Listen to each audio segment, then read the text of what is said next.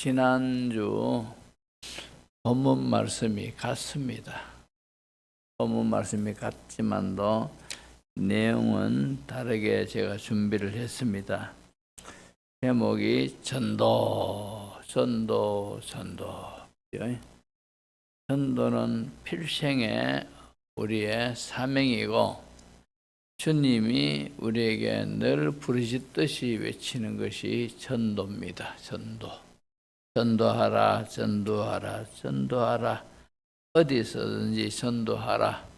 듣든지 아니 듣든지 알든지 모르든지 전도하라. 이것이 바로 주님의 명령이지요.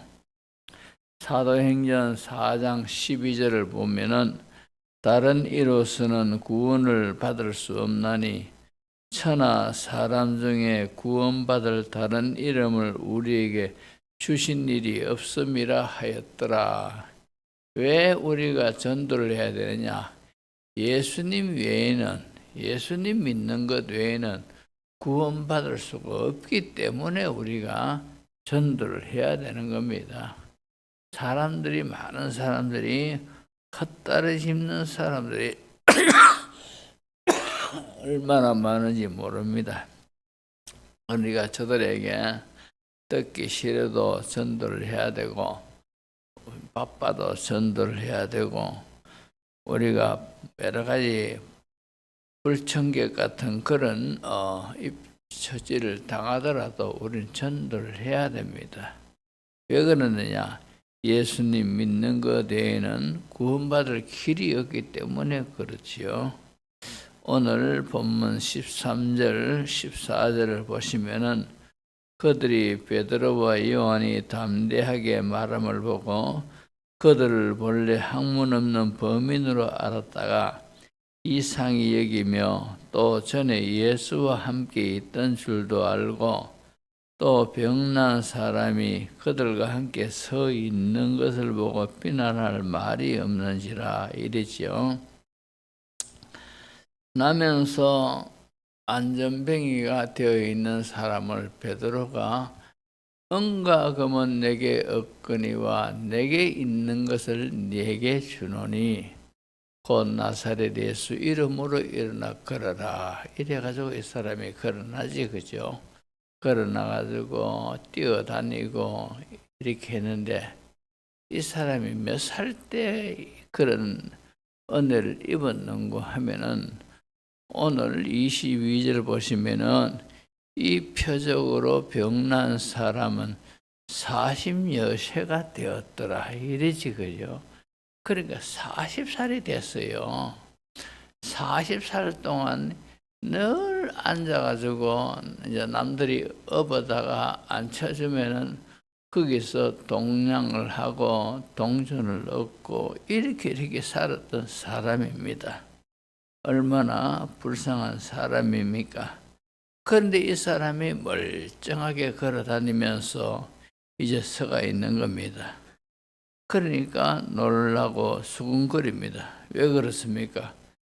베드로를 그들은 알기에는 학문도 별로 없는 사람이고 고기나 잡을 줄 아는 그런 사람으로 알고 있었는데 참으로 그가 하는 말이, 이 베드로가 하는 말이 권세가 있고 거침이 없이 말하고 감동을 주는 겁니다. 사람들에게. 그러니까 이 나름대로 유식하다고 하는 이 사람들이 정신이 하나도 그 안이 벙벙한 겁니다. 그리고는 이제 수군거리고 그러지요. 미국의 부흥사였던 무디 목사를 우리가 알지요. 어려서 구두방에서 구두 수선공으로 일하던 사람이죠. 그런데 이 사람이 성령을 받고 사명을 받고 이래가지고 목사가 되었습니다.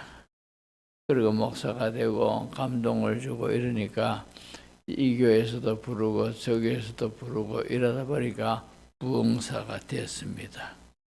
이제 부흥사가 됐는데 그가 설교하고 나면은 어떤 사람은 자꾸 와서 따지는 겁니다.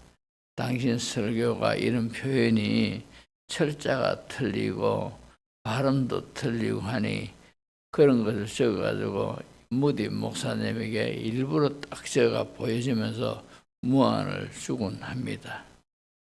그러자 무디 목사가 그 사람에게 하는 말이 이런 말을 합니다.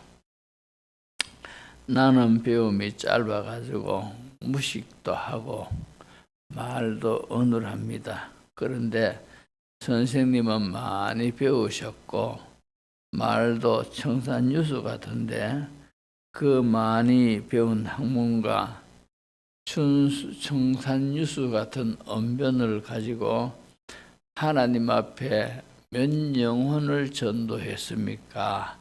이렇게 물으니까 그 사람이 할 말이 없어가지고 부끄러워했다 하는 그런 이야기가 있습니다. 그러니까 우리는 전도를 해야 돼요. 왜냐? 우리는 복음의 빚을 지은 사람들이기 때문에 전도는 하나님의 은혜와 능력이 나타나면은 전도를 해요. 그러니까 아이고 나는 말도 전도할 말이 없다. 전도를 잘 못해요. 이런 사람은 없습니다. 하나님은 이 사람대로 저 사람대로 들어서 쓰기를 원하시지 단지 우리에게 요구되는 것은 내가 사명을 받았고 이 사명을 받았으니 전도를 어떤 방법으로든지 해야 되겠다. 전도할 방법을 자기가 잘 개발해가지고 그렇게 해야 된다 이 말입니다.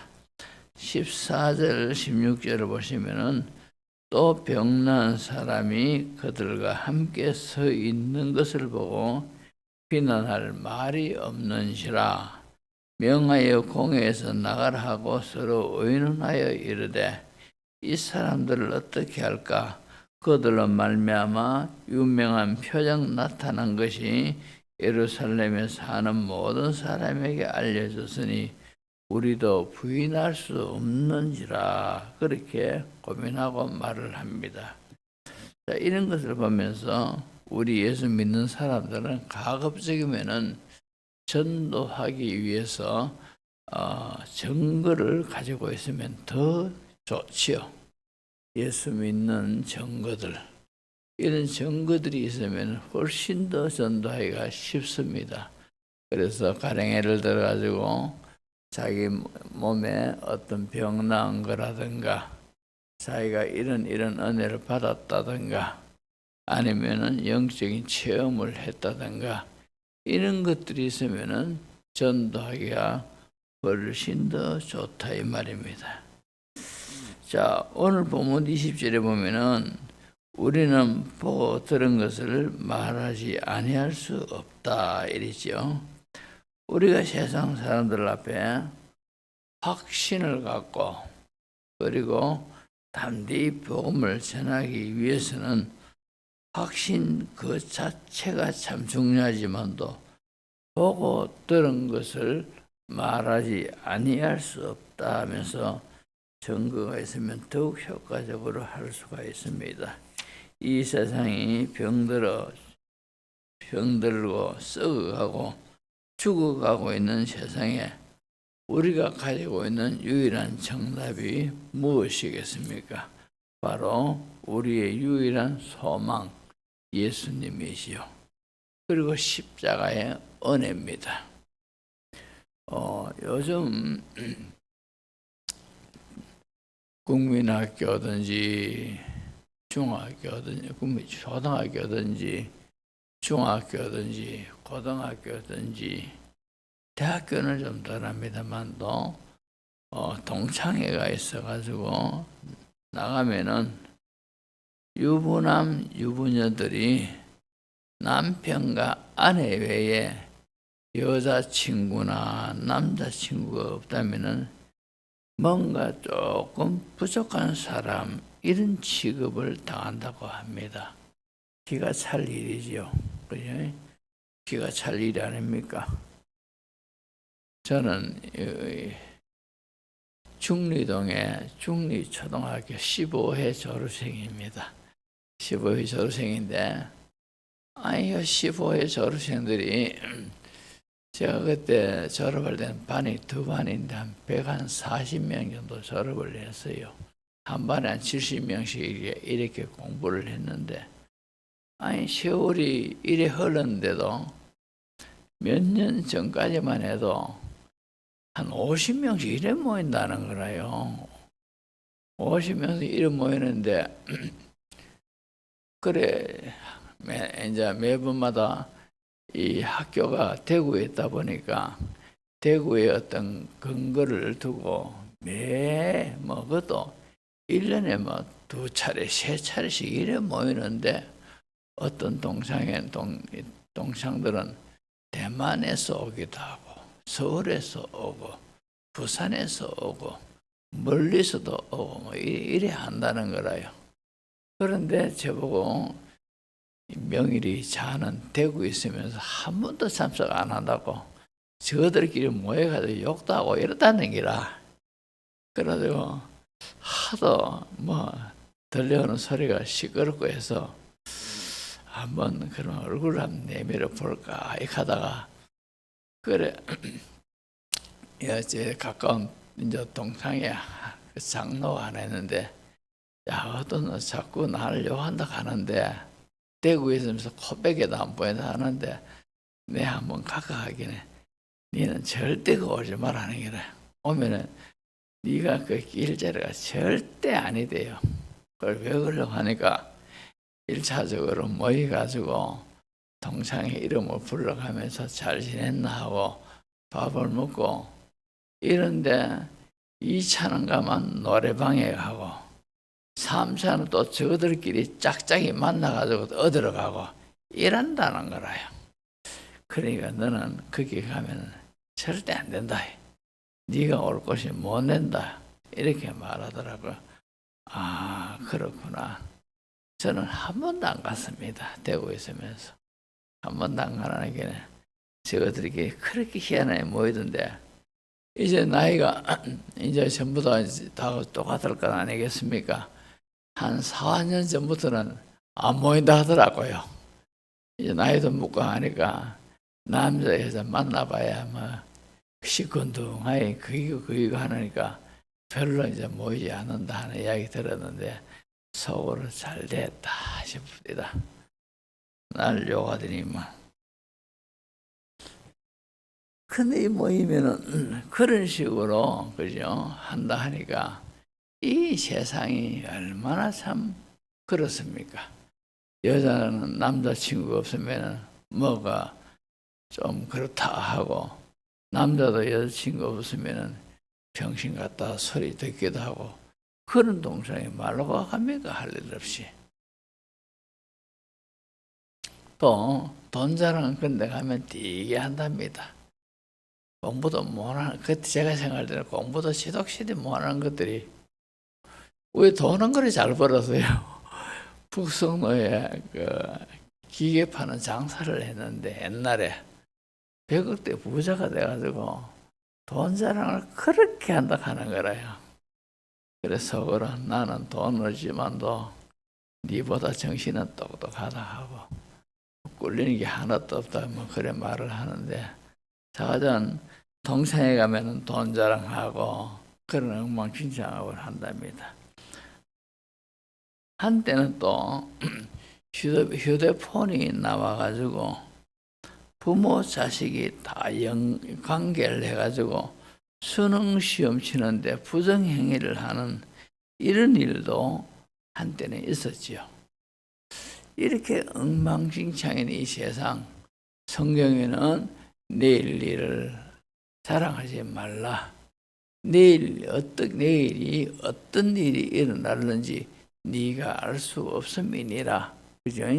하나님이 잠언서에 그렇게 말씀하셨는데 하루살이 같이 그렇게 살아가는 인생들이 세상에 얼마나 많고 많습니까?